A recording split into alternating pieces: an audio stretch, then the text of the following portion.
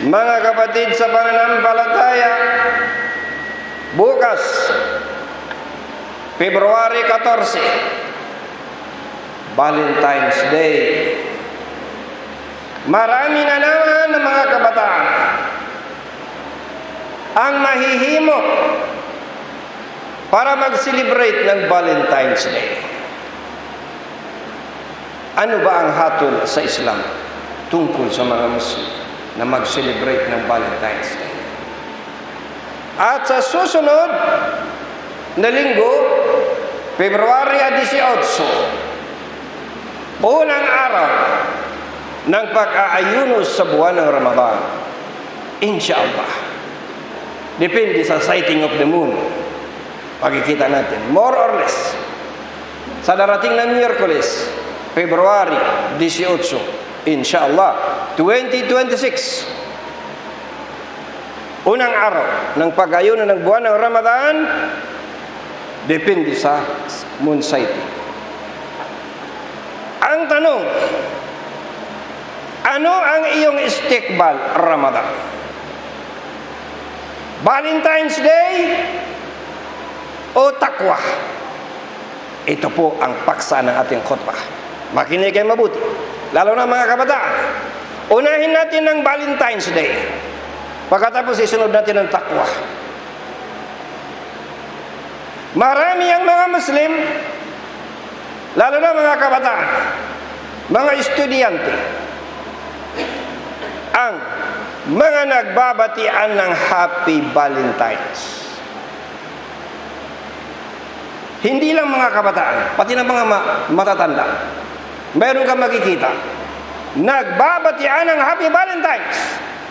Ano ang hukom ng mga ulama tungkol sa pagbabatian ng Happy Valentine's?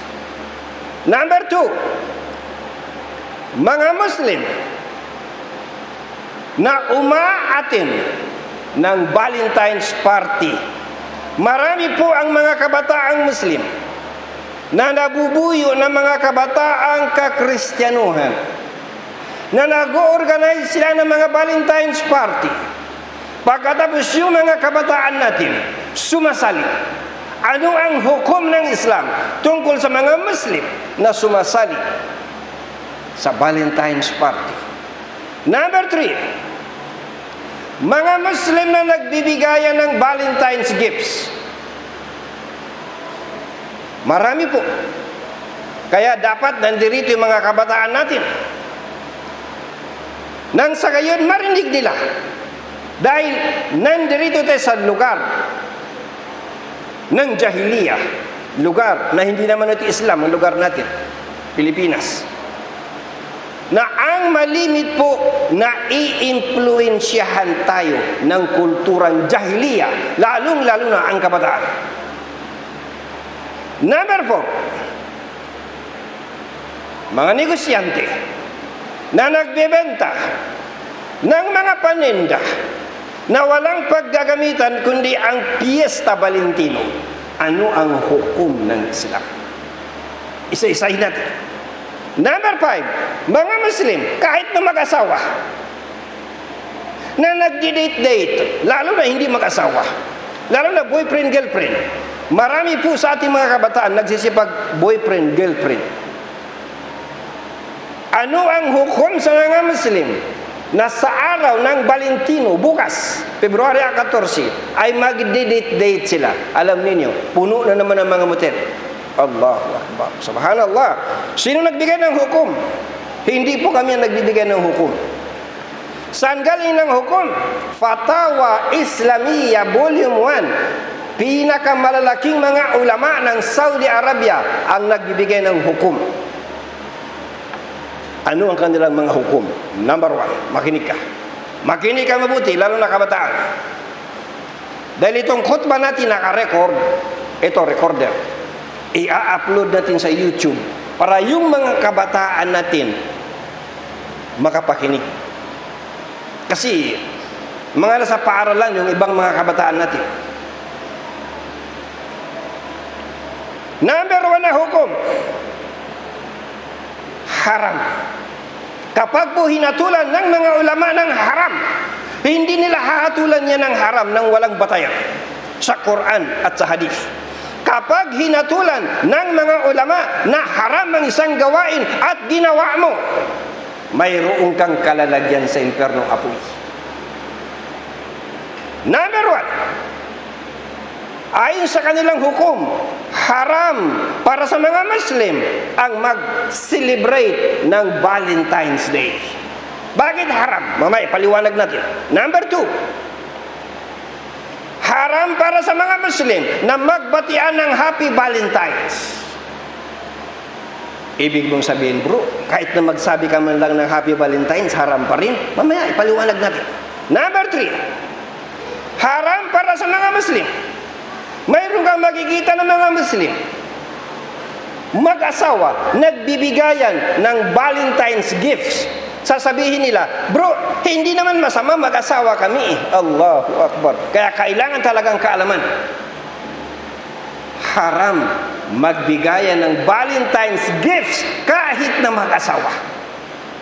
Legit na mag-asawa. Lalo na magkasintahan. Number 4,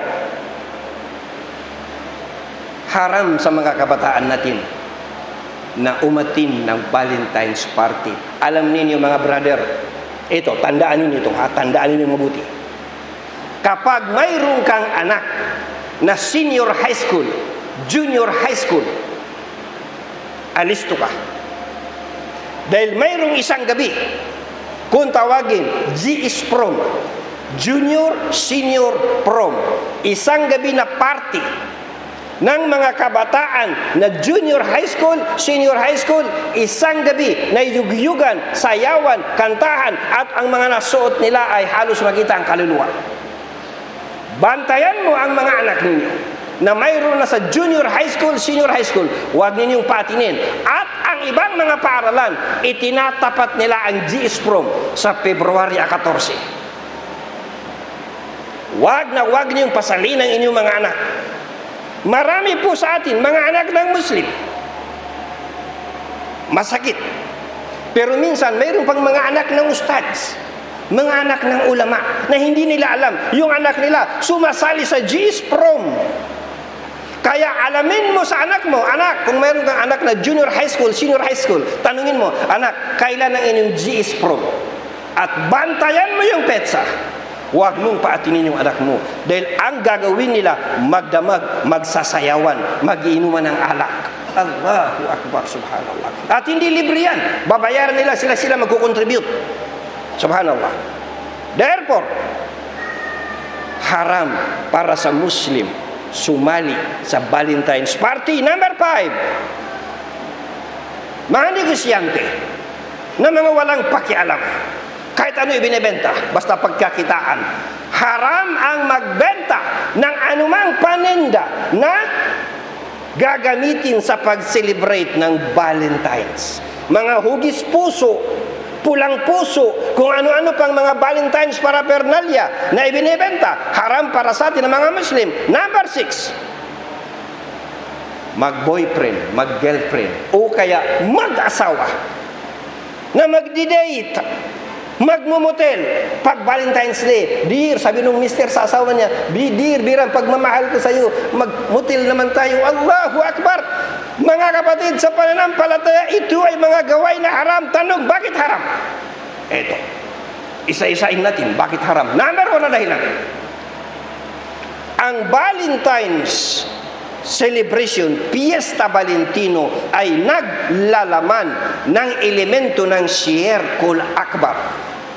Ano ba ang Fiesta Valentino para malaman mo? Ang ipinagdiriwang ang araw na ilibing si Santo Valentino, pari ng Romano, pari na namatay sa Afrika, nang siya'y ilibing February 14. At alam natin ano ang santo sa mga kakristyanuhan.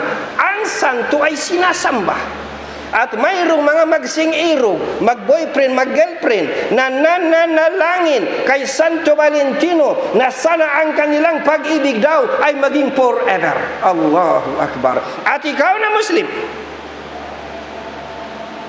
sabi ng girlfriend mong Christian, kung talagang mahal mo ako, samahan mo ako, simbahan. Manalangin tayo kay Santo Valentino.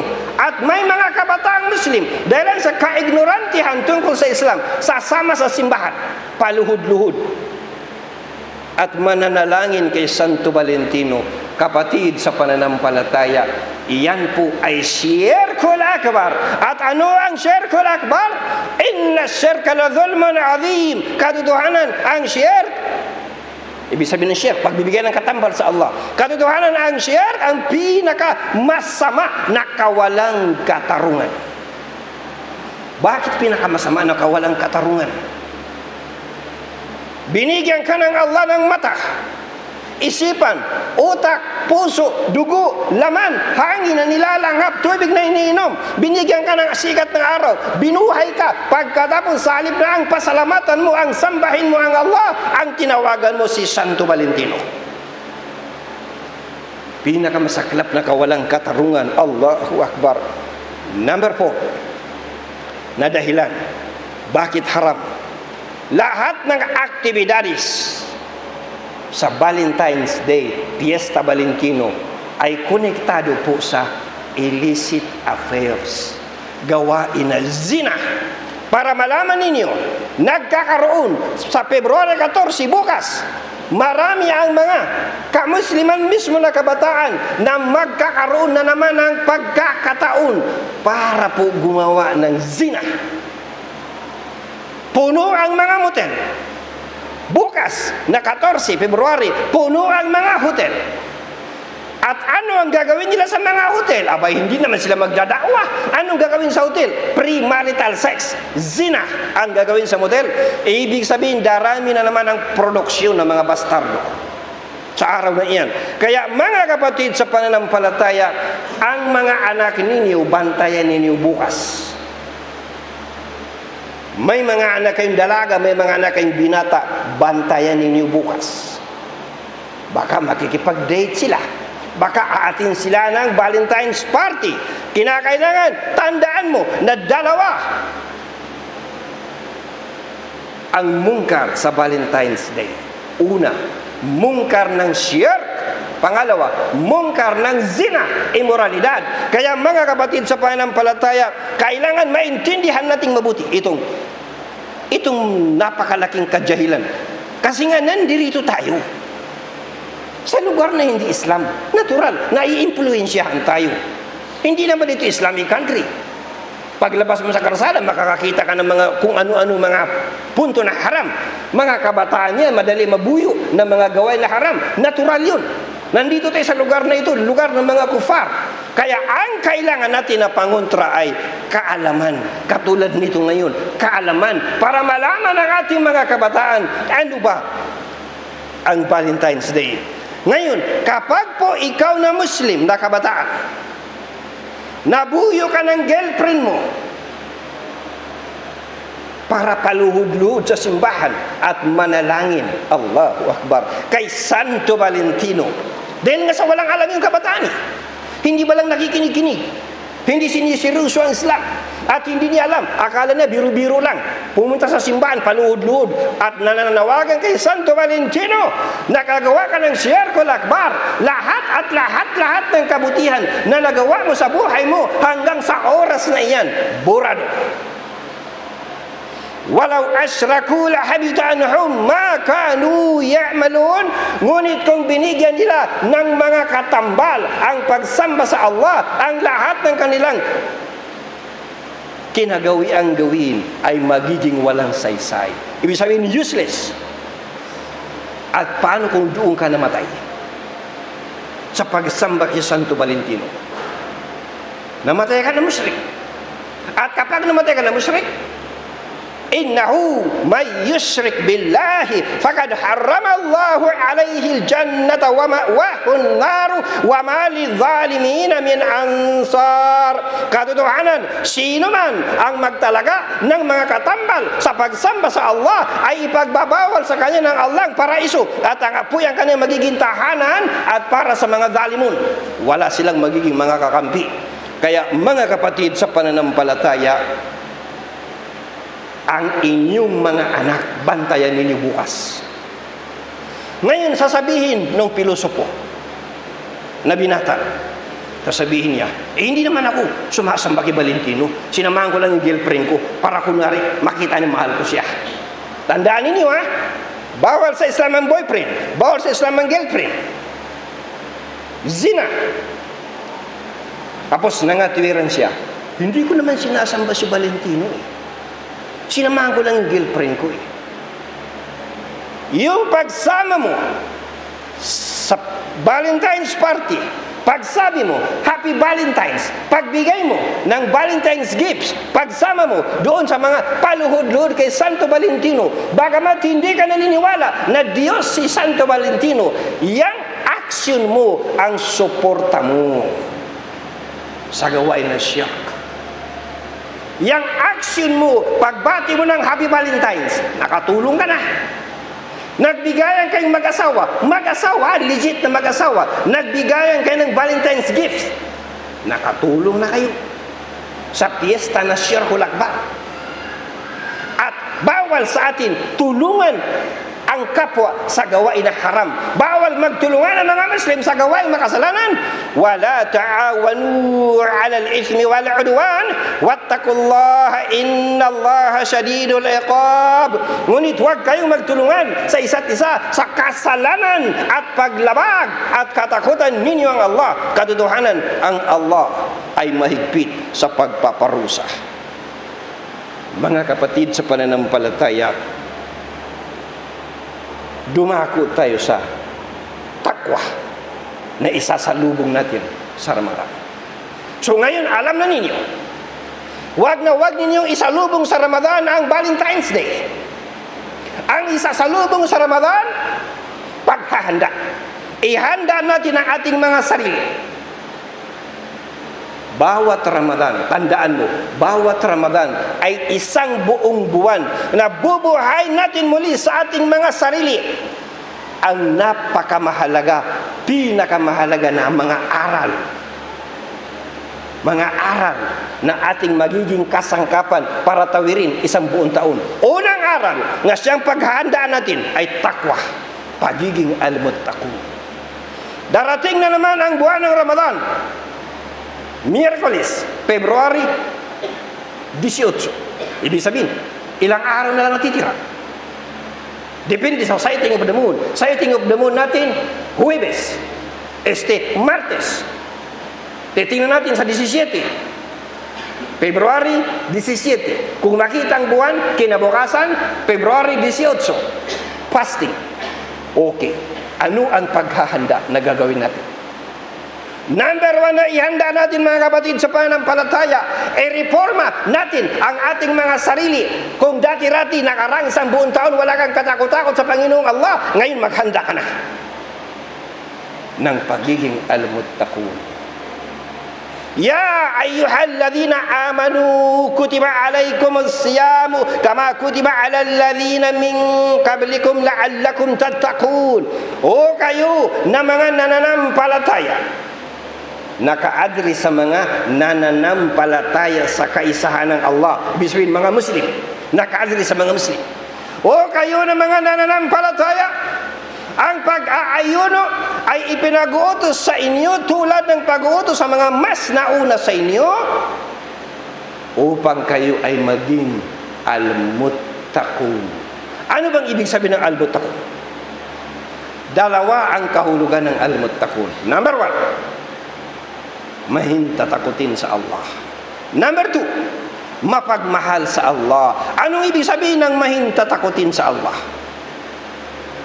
Anuman ang ipinagbabawal ng Panginoong Allah ay ipagbabawal mo rin sa sarili mo. Anuman ang pinaharam ng Allah, ihaharam mo rin sa sarili mo. Anuman ang ipagbabawal niya, gaano man ka gustong-gustong gawin, ay hindi mo gagawin. Gaano man ka gustong-gusto makipag-date sa girlfriend mo, alam mo na haram ang boyfriend-girlfriend relation. Alam mo na haram ang Valentine's Day. Gaano mo man kagustong-gusto ang mahal mo sa buhay, na ang relasyon ninyo ay haram, puputulin mo. Yan ang ibig sabihin ng mahintatakutin sa Allah. At ano naman ang ibig sabihin ng mapagmahal sa Allah na pangalawang kahulugan ng pagiging al-muttaqun? anuman ang ipinag-uutos ng Allah, kahit ayaw mong gawin, sundin mo.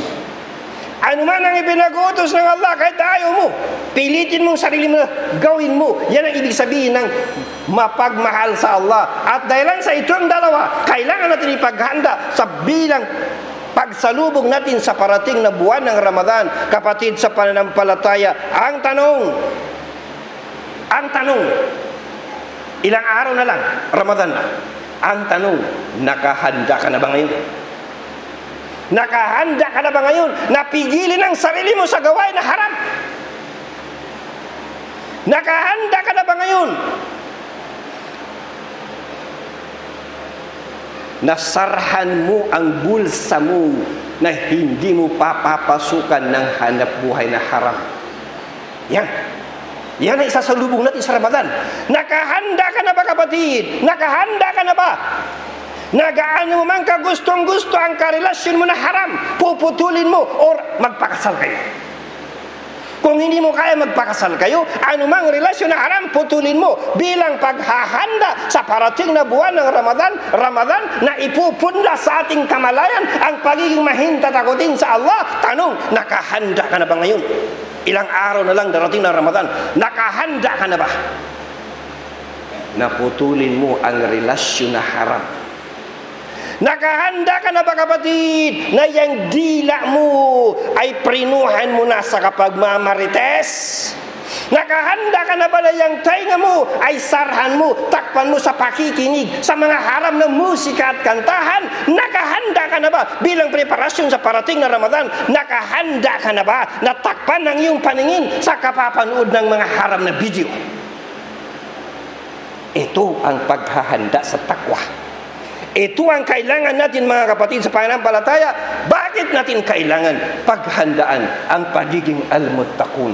Bakit kailangan i-develop natin sa ating mga sarili ang pagiging mahintatakutin sa Allah ng iyong mata, mahintatakutin sa Allah ng iyong pandinig, mahintatakutin sa Allah ng iyong dila, mahintatakutin sa Allah ng iyong bulsa? Bakit kailangan?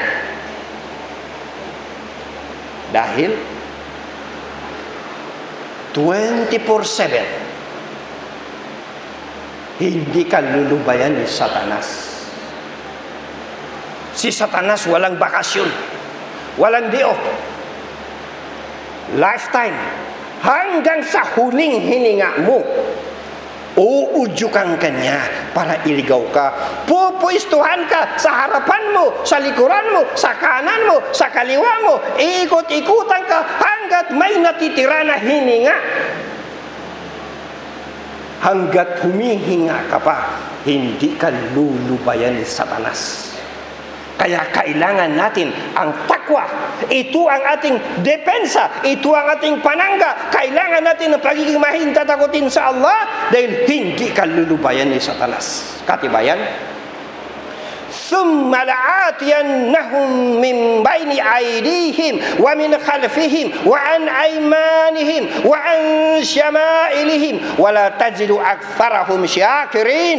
Pagkatapos, pupuntaan ko sila sa kanilang harapan, at sa kanilang likuran, at sa kanilang kanan, at sa kanilang kaliwa, at hindi mo makikita ang karamihan sa kanila na mapagpasalamat sa iyo. Kausap niyang Allah. Sabi niya, pupwestuhan ko sila sa harap nila, sa likuran nila, sa kanan nila, sa kaliwa nila, at makikita mo karamihan sa kanila walang mga utang na loob sa iyo. Ganoon katindi ang declaration of war ni Satanas. Therefore, mga kapatid sa pananampalataya, seryosohin na natin itong parating na Ramadan. Hindi mo alam, baka ito na ang last na Ramadan sa buhay mo. Kaya galingan natin. Ilan ang mga kaibigan natin dito sa Maharlika Kondo? Nakatira ako dito year 2000. Umalis ako 2012. Ngayon, 2026. 26 years. Ilan ang mga kaibigan natin, mga kakilala natin dito sa Kondo? Nawala na. Ilan ang kasama natin sa Ramadan 2025 na hindi natin makakasama ngayong Ramadan 2026 dahil wala na? At ilan sa atin na darating sa Ramadan 2026 na hindi makakarating sa Ramadan 2027 dahil mamamaalam na. Therefore, kapatid, sa pananampalataya, galingan mo na. Hindi mo alam, baka this is your last and final Ramadan. Galingan mo. Paghandaan mong mabuti. Numero 2 na paghahanda na gagawin natin. Paghahanda na magtatag ng panangga.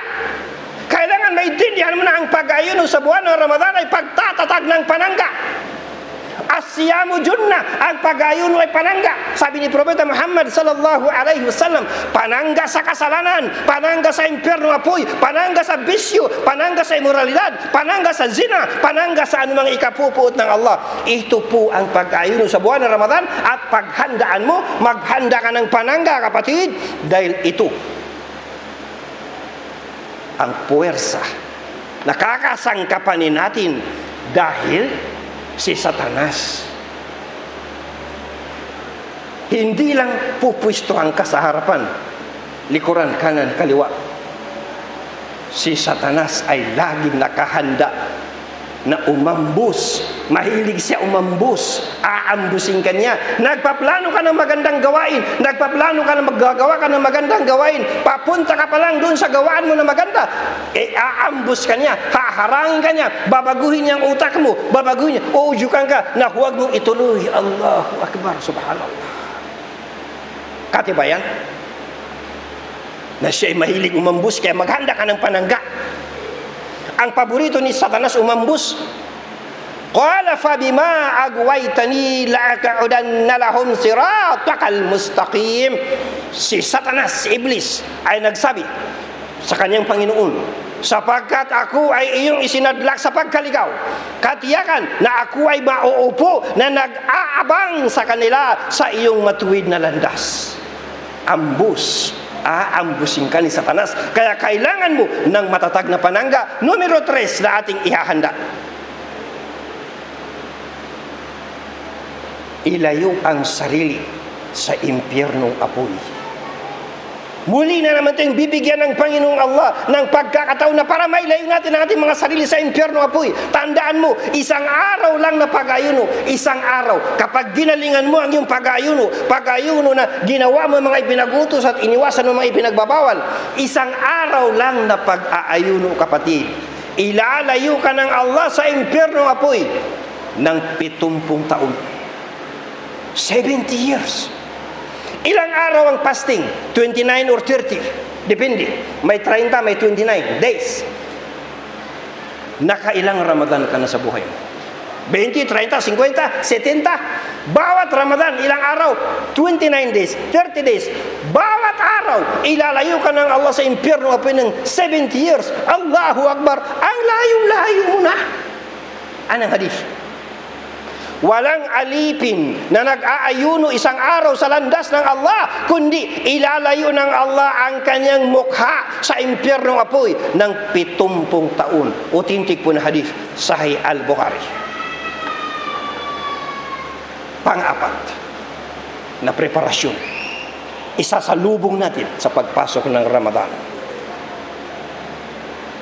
Pag-iimbak ng maraming gawaing kabutihan. Alam ninyo, kapag Ramadan po, pinaka-minus na times sa isang gawain kabutihan, times 10. Kaya pagdating ng Ramadan, ibuilo natin ng husto ang paggawa ng kabutihan, pagbasa ng Quran, pag-prayer ng mga sunnat, pagbigay ng sadaka, pagtayo ng mga prayer na voluntary, anumang mga gawain na mga kabanalan, mga kabutihan, damihan natin. Dahil dito po, itong darating na Ramadan na naman, bonus na naman ng mga Muslim. At kapag ikaw ay nag-ayun, nagtiis, nagpakagutom, tinalikdan mo ang pagkain, nagpakauhaw, tinalikdan mo ang tubig, pinigilan mo ang iyong panggigigil sa maghapon, pagnanasa sa maghapon, na ang tanging dahilan, tandaan mo, ang tanging dahilan ay para sa Allah. Pasok ang iyong good deeds. At ito ang paghahandaan natin. Bilang katibayan, sinabi mismo ng Panginoong Allah subhanahu wa ta'ala sa hadith Qudsi, yatruku ta'amahu wa syarabahu wa syahwatahu min ajli as-siyamu li wa ana ajzi bihi wal hasanatu bi asyri amsalha.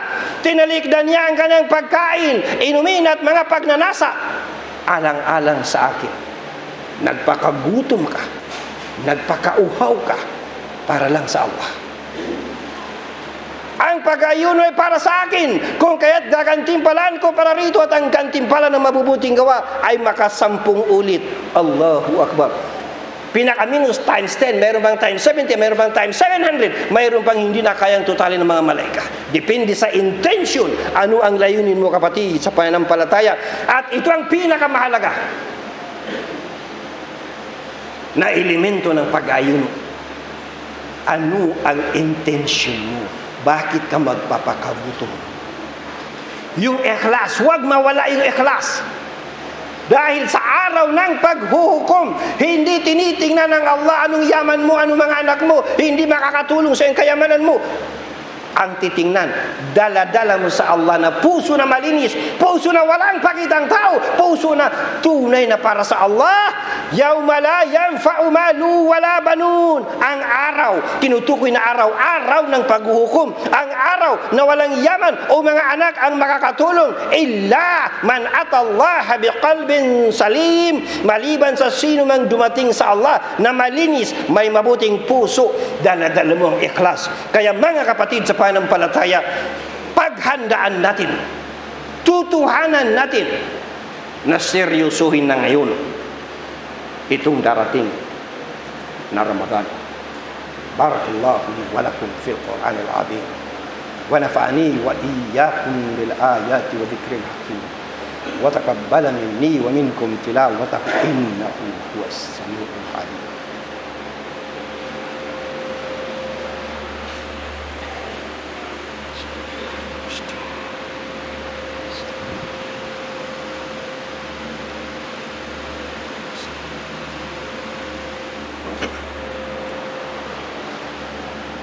Alhamdulillahi hamdan katsiran kama amar.